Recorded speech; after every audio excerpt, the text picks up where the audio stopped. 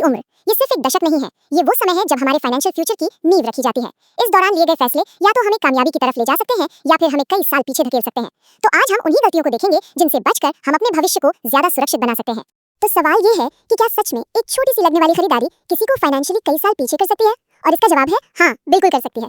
अक्सर होता क्या है कि ये गलतियां ना धीरे धीरे अपना असर दिखाती हैं और जब तक हमें इसका एहसास होता है तब तक बहुत देर हो चुकी होती है। और इसीलिए यह समझना बहुत जरूरी हो जाता है कि 20s की उम्र में लिए गए छोटे छोटे लगने वाले फाइनेंशियल डिसीजंस भी लॉन्ग टर्म में कितना बड़ा असर डाल सकते हैं। तो चलिए आज उन्हीं गलतियों और उनसे मिले सबक को थोड़ा और गहराई से समझते हैं। तो आज हम क्या क्या देखने वाले हैं? सबसे पहले ये दशक इतना जरूरी क्यों है, फिर हम 3 सबसे बड़े ट्रैप्स की बात करेंगे। पहला है सस्ते का भ्रम, दूसरा है आसान पैसे का मिथक और तीसरा है आंख बंद करके भरोसा करने की भारी कीमत। और आखिर में हम देखेंगे कि इन सब से हम क्या 3 जरूरी बातें सीख सकते हैं।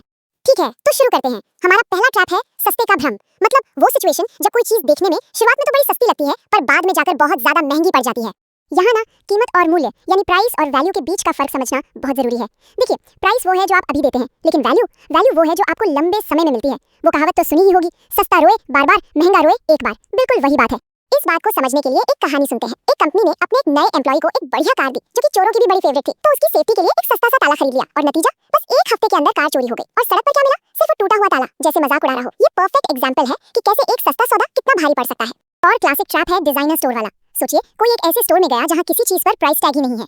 बिल आया तो होश उड़ गए, जितना कैश था उससे कहीं ज्यादा। तभी स्टोर क्रेडिट कार्ड का ऑफर मिला और फिर 1 साल तक बस मिनिमम पेमेंट करते रहे। बाद में पता चला कि सिर्फ ब्याज भरा है, असली रकम तो वैसी की वैसी ही है। सबक क्या है? हमेशा अपने बजट में रहो और थोड़ा सब्र रखो। चलिए अब आगे बढ़ते हैं अपने दूसरे ट्रैप की तरफ, और ये है आसान पैसे का मिथक। मतलब इसमें वो सारी चीजें आ जाती हैं जो जल्दी से और बिना ज्यादा मेहनत किए अमीर बनने के चक्कर में खरीद ली जाती हैं। ये जो गेट रिच क्विक स्कीमें होती है ना, इनका एक पैटर्न होता है। सबसे पहले वो आपको एक सपना बेचते हैं, फिर लिमिटेड टाइम ऑफर बोलकर एक अर्जेंसी क्रिएट करते हैं ताकि लोग घबराकर तुरंत खरीद लें। और जब उनका पहला प्रोडक्ट काम नहीं करता तो वो आपको उससे भी महंगा अगला प्रोडक्ट खरीदने को कहते हैं। अब इस सेल्स टैक्टिक से बचने का सबसे अच्छा तरीका क्या है? बस शांत रहिए और तुरंत कोई फैसला मत लीजिए।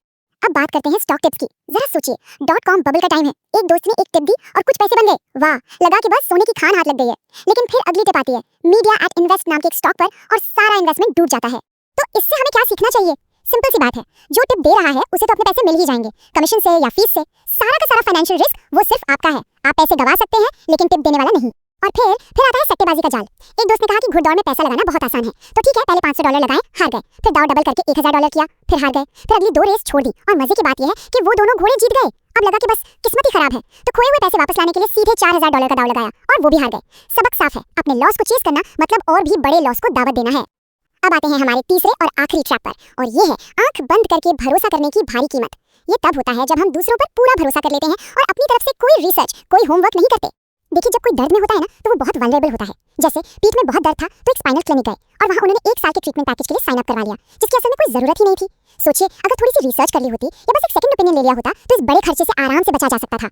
एक और एग्जांपल है वेब डिजाइनर वाला। उसने यकीन दिलाया कि भाई एडोब फ्लैश में बनी वेबसाइट बेस्ट होती है। नतीजा पूरे $10,000 खर्च हो गए और हाथ में आई एक ऐसी वेबसाइट जो गूगल पर दिखती तक नहीं थी। मतलब उससे जीरो कमाई हुई, जीरो रिटर्न ऑन इन्वेस्टमेंट। और ये चीज हमें एक साइकोलॉजिकल कॉन्सेप्ट की तरफ ले जाती है जिसे कहते हैं संक कॉस्ट फैलेसी।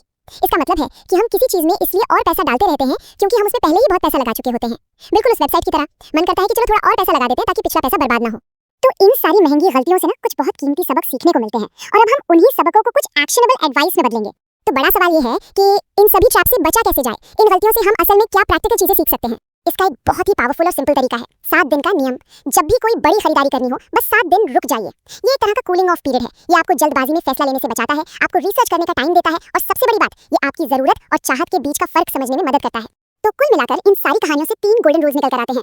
पहला, सब्र का फल मीठा होता है, तो शॉर्टकट से दूर रहिए। दूसरा, आपका सबसे अच्छा इन्वेस्टमेंट आपकी अपनी रिसर्च है, तो हमेशा अपना होमवर्क जरूर करें। और तीसरा, प्राइस पर नहीं वैल्यू पर फोकस करें। हमेशा लॉन्ग टर्म फायदे के बारे में सोचें। और आखिर में बस एक बात याद रखिए, कोई भी गलती तब तक असली गलती नहीं होती जब तक आप उसे दोहराते नहीं हैं। इन सारी कहानियों को फेलियर की तरह नहीं बल्कि भविष्य के लिए एक कीमती सबक की तरह देखिए, क्योंकि आज जो सबक सीखे ना वही कल की सफलता की नींव बनेंगे।